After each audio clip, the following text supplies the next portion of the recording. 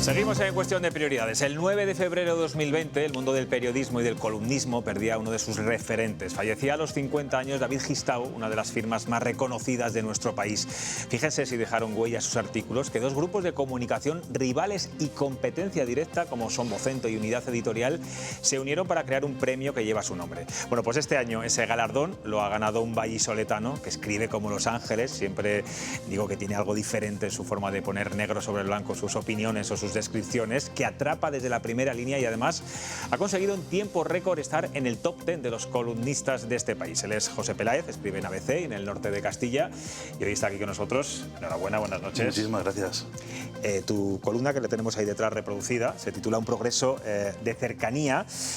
Bueno, ahí tratas algo tan cotidiano como es cómo ha cambiado el mundo desde que hay Internet y relatas de forma muy sarcástica y con mucha gracia cómo, bueno, pues tú has comprado cosas por Internet, por ejemplo, un libro, y has tenido que ir a buscarlo a una tienda donde pintan uñas, una cafetera, has tenido que recurrir a una cafetería, una mochila, donde finalmente para recogerla has tenido que ir a buscarla a un comercio donde vendían objetos, digamos, relacionados con el cannabis, y concluyes: hemos dado la vuelta al progreso, hay que volver cada cosa a su sitio. Pero es un poco tarde ya, ¿no? No te creas, ¿eh? Sí. No te creas, no te creas. Yo creo, como dice en la columna, que la tecnología está a nuestro servicio, no nosotros al servicio de la tecnología. Entonces, pero nos ha superado, ¿eh? Sí, si seguimos así, sí, desde luego. Si seguimos así, no tomamos ciertas medidas, sí. Llegamos a este absurdo, ¿no? De no tenemos tiempo para ir a comprar a la tienda, hacemos que nos lo lleven a casa, pero como nunca estamos, al final tenemos que ir a otra tienda a comprar algo que no tiene ningún sentido, ¿no? Entonces, bueno, hay que mirar también, el columnismo también es mirar a la sociedad en la que estamos, no solo a los políticos, ¿no? Estas cosas están pasando, yo creo que hay que relatarlo. Ahora hablamos de los políticos también. Hay una frase maravillosa que dices en este artículo. Seguro que la gente de nuestra generación y los que son un poco mayor la comparten al 100%, la voy a leer textualmente. Dices: hay que volver a leer en papel, dar buenos días al kiosquero, leer prensa con el café y comprar en la tienda de abajo. Esto responde a que ya tenemos cierta edad y nos volvemos un poco nostálgicos, o incluso a que quieres, que tú que eres padre, que nuestros hijos, bueno, pues también disfruten de estos pequeños lujos. No hace tanto tiempo que hacíamos todas estas cosas y se han dejado de hacer de golpe. Bueno, desde luego el artículo no pretende ser nostálgico ni decadentista. Yo vivo en un mundo que me gusta, creo que a grandes rasgos vamos a mejor. Pero eso no quiere decir que no todo es perfecto, ¿no? Y hay cosas que no son perfectas, como este abuso de la tecnología. Por supuesto en los jóvenes y en los niños. Ahora se está empezando a regular. El otro día veíamos que en Australia van a prohibir ya directamente las redes sociales a menores de 16. En España hay una serie de recomendaciones en esta misma línea. Y yo creo que en el futuro miraremos estos tiempos con aberración. Porque como hemos dejado un móvil a un niño de 9 años o de 10, ¿no? Con todo acceso a violencia, pornografía, a lo más oscuro y lo peor del ser humano, sin ningún tipo de restricción, ¿no? Entonces, una cosa es que vayamos a mejor, otra cosa es que, como todo en la vida, el coche también está muy bien y hay que ir con cinturón, ¿no? Y no se puede fumar en los bares. Y quiero decir que poco a poco hay que, yo creo que adecuarse a la realidad para que la tecnología o cualquier tipo de avance de progreso sea humano, ¿no? Si tú que eres columnista de papel, yo que lo he sido durante 25 años de mi vida y soy un defensor clarísimo de la prensa, claro, leer un periódico en una cafetería, comprar el papel en el kiosco, mancharse los dedos con la tinta, eso las nuevas generaciones es impensable, ¿no? Pues lamentablemente me temo que tienes razón, pero es que la experiencia de leer al final, si tú lo ves en una aplicación móvil, tú no sabes ni siquiera la importancia que tiene esa noticia, porque no sabes cómo está jerarquizada. Y damos a un breve una importancia de 5 columnas porque no lo sabes, ¿no? Los que estamos acostumbrados a leer prensa en papel necesitamos leer, necesitamos volver, necesitamos un poco más de tiempo, yo por lo menos. Pero lo que no quiere decir que el otro no valga, ¿eh? Pero yo creo que sí, que hay que volverse a plantear que la experiencia de leer en papel es mucho mejor, mucho más gratificante. Y está estudiado además, que se activan ciertos resortes que no se activan en una pantalla. Y si volvemos a los valores, o en esa defensa que haces de los valores y costumbres de antes, ¿qué hacemos entonces con la clase política actual? Pues mira, yo creo que a grandes rasgos hemos ido bastante peor, pero tampoco conviene idealizar, ¿eh? Desde luego en la transición hubo una generación de políticos extraordinaria. yo creo que estamos todos de acuerdo, pero que después se ha ido poco a poco empeorando y pensamos que hace 20 años, bueno, hace 20 años España ya era un lodazal, ¿eh?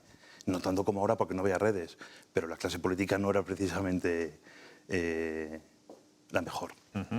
¿Qué tienen o por qué gustan tanto esas columnas que tú escribes costumbristas sobre temas locales, sobre vivencias personales que yo creo que reflejan y que todo el que la lee se siente más o menos vinculado, ¿no? ¿Qué es la cercanía realmente, el éxito de este tipo de columnas? En el fondo, lo hacía Gistau, lo han hecho todos, ¿eh? En España hay una época, sobre todo con la dictadura, en la que no se puede hablar de política.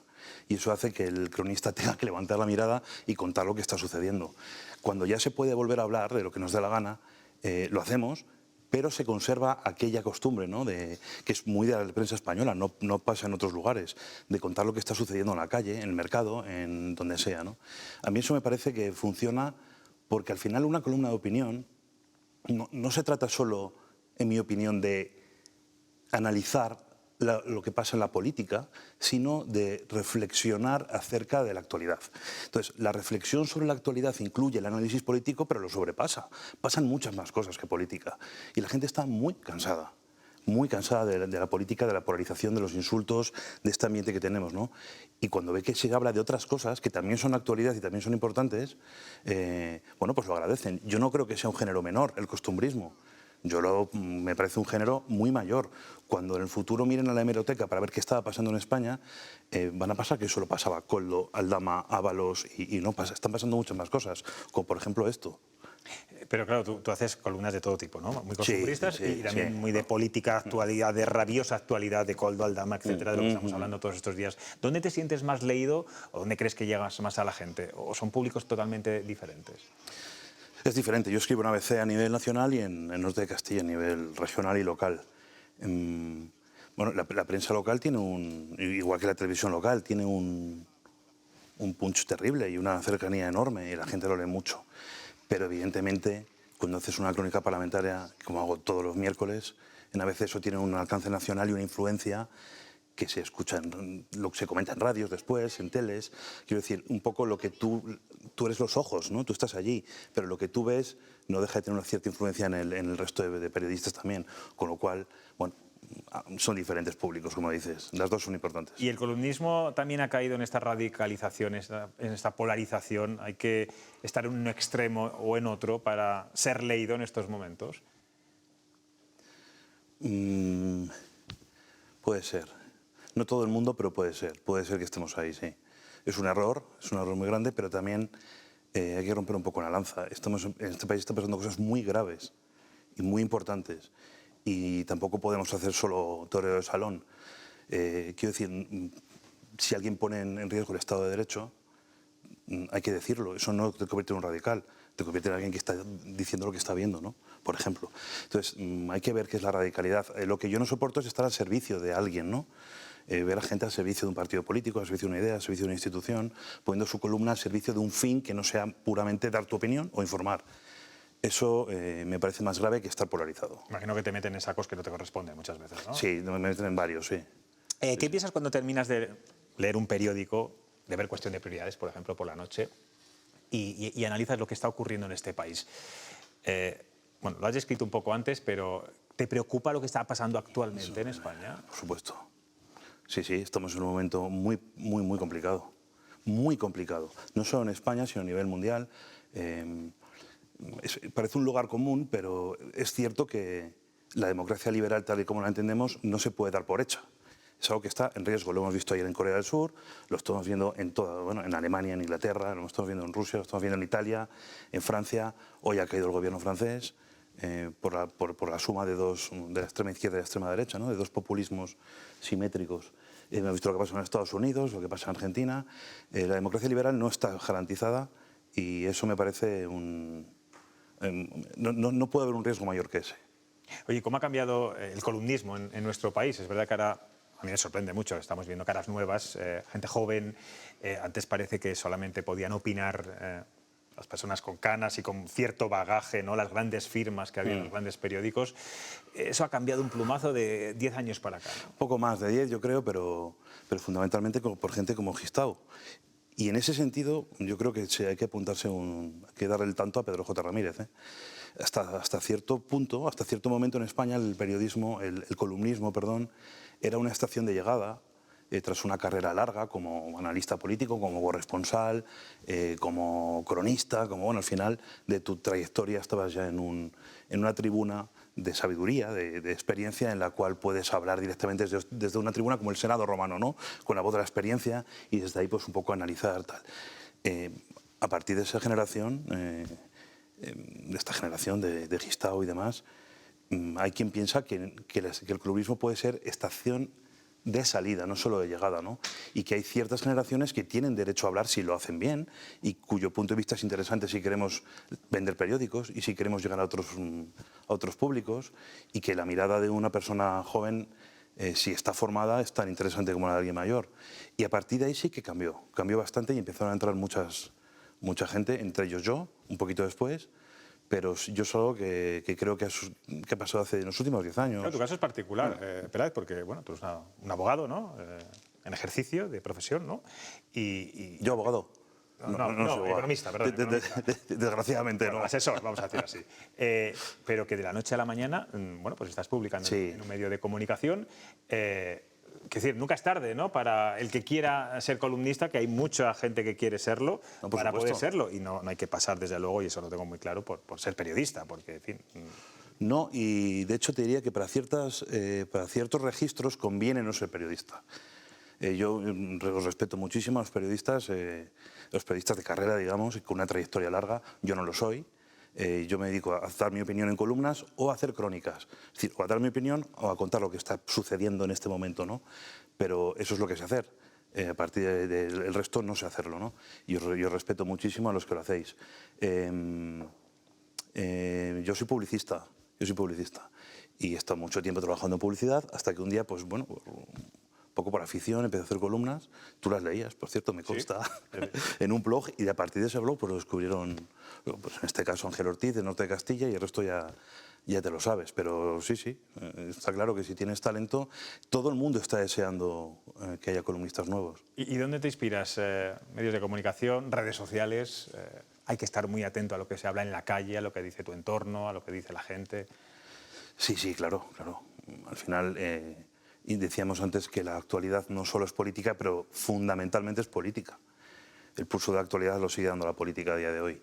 Entonces, estar muy informado, pero no dejar que eso sea todo, insisto. Hay que poner la oreja, hay que hablar con el taxista, hay que hablar en el mercado, hay que escuchar a la gente joven, y todo lo que pasa puede ser...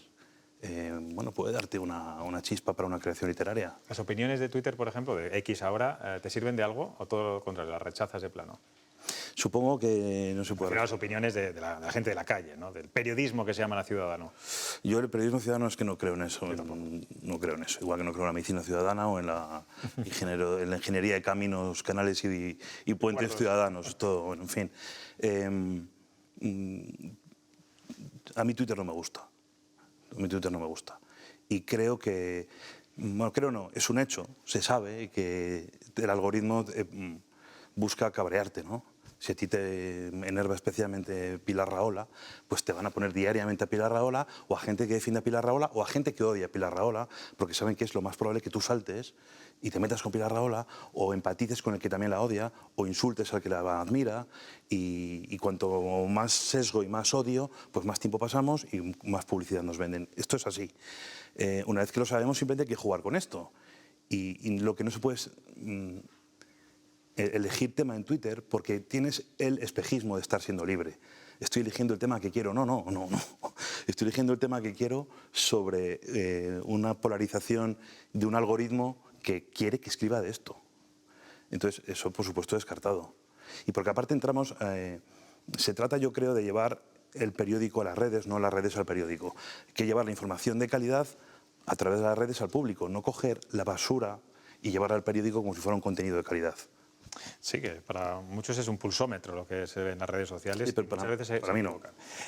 Yo no sé si, Peláez, el hecho de que este premio Gistau, que vas a recoger en los próximos días, que esté organizado por dos grupos editoriales como Vocento, Unidad Editorial, es una doble satisfacción también, ¿no? Sí, por supuesto. Porque, bueno, vamos a decir que Gistau, su carrera profesional la desarrolló fundamentalmente los años más productivos en ambos periódicos, tanto en El Mundo como en ABC. Y en Onda Cero y en COPE, en lo radiofónico, que también fue muy importante en el caso de David.